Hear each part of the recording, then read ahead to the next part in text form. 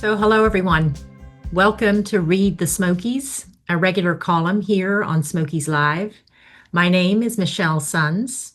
I'm an avid member of Smokies Life and a professional photographer who loves to shoot in the Smokies. The Smokies Life creative team has produced some of my favorite books and products, and I'm excited to share my thoughts on some of them.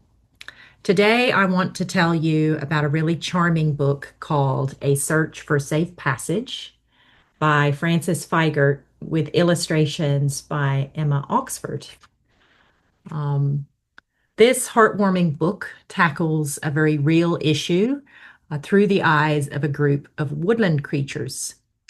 Published by Smokies Life in 2021, this is a book that combines adventure, friendship, and environmental awareness in a story that will strike a chord with young readers whilst also teaching them about wildlife conservation. Technically, the book is intended for young readers in the age 7 to 13-year-old range, but I honestly feel this is equally appropriate for teen readers and adult readers, since I read this and I just genuinely enjoyed it. So I would say the age range is ages 7 and up. I read the printed version at home, and then I actually listened to the audiobook on a recent trip to Europe. So I want to start by sharing this page with you. So the moment that I opened this book and saw this gorgeous map, I knew I was going to absolutely love this story. There's something magical about books that give you a real sense of place, and this map does exactly that. And you may not know that I am a physical geographer by academic training, and so anything on the topic of geography delights me, and this book qualifies in that sense. So the book follows best friends Bear and Deer who live on the north side of a beautiful Appalachian gorge. And this isn't just any setting. Feigert has created a fully realized geography with Bear's Den, Piney Knob, the winding river, and most importantly, that dangerous human highway that cuts right through the middle of everything. You can see how the road divides their forest home here. Here's the road. And it separates this gorge into the north side and the south side. And that's a phenomenon known as habitat fragmentation. Many animals have died trying to cross this road. This is an actual road. So Turtle, the wise elder in the story, has forbidden anyone from attempting it.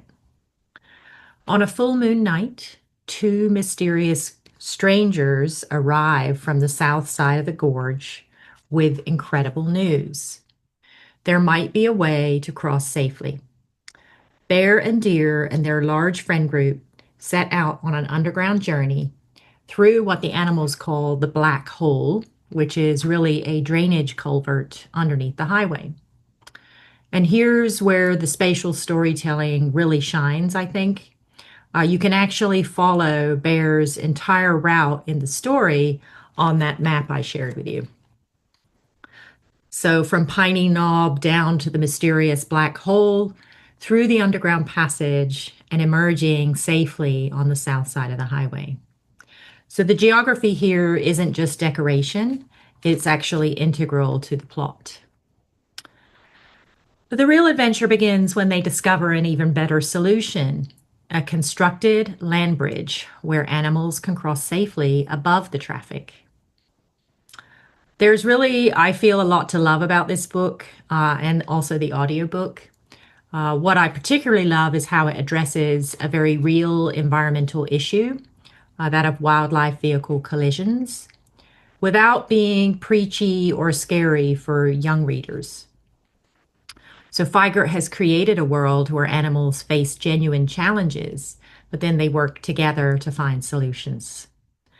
So this is a gem that I feel works on multiple levels. It's an exciting adventure story that will keep kids engaged, as well as a beautiful example of environmental storytelling and a celebration of friendship and courage. So I'll show you this again because it's just so stunning. One of Emma Oxford's illustrations here. So I felt her art style perfectly captures both the personality of the animal characters as well as the beauty of the Appalachian setting. The Y-shaped gorges, glowing light in the forest, and moonlit silhouette scenes like this one are especially breathtaking, I feel. And it feels, in the illustration, it feels exactly like the Appalachian landscape that I know. And that opening map, as I mentioned, isn't just pretty, it's a roadmap for the entire adventure.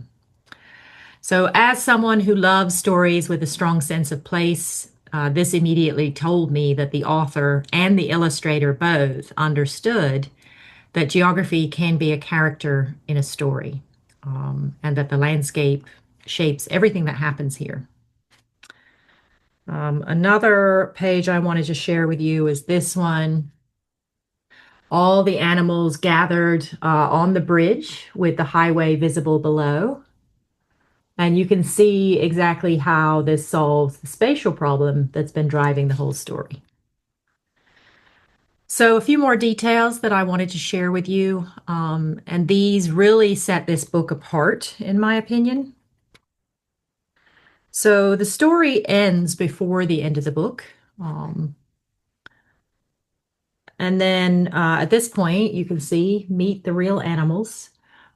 This is a section that offers lots of information about the species of each character in the story. Bonus, right? You can learn about the actual animals.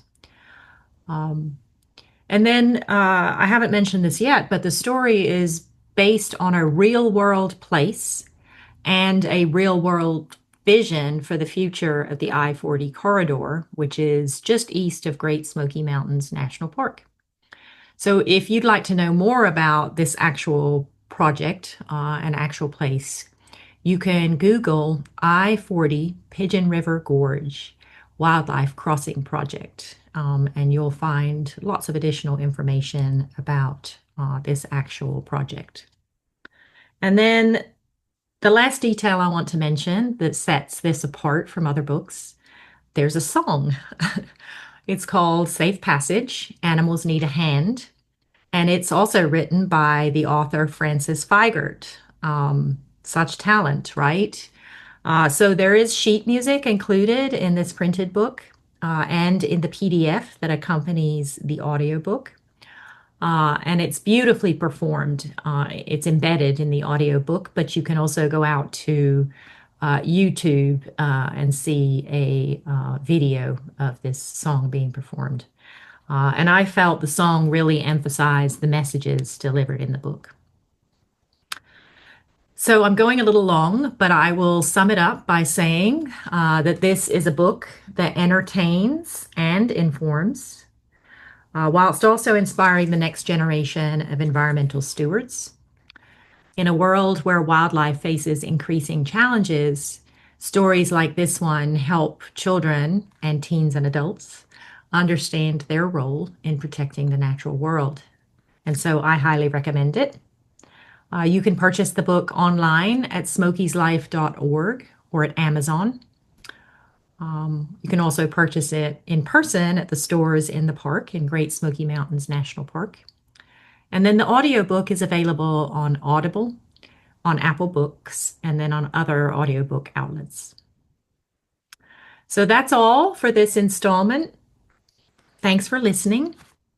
And I'll see you down the road here on Read the Smokies with more fascinating reads from Smokey's life. Until then.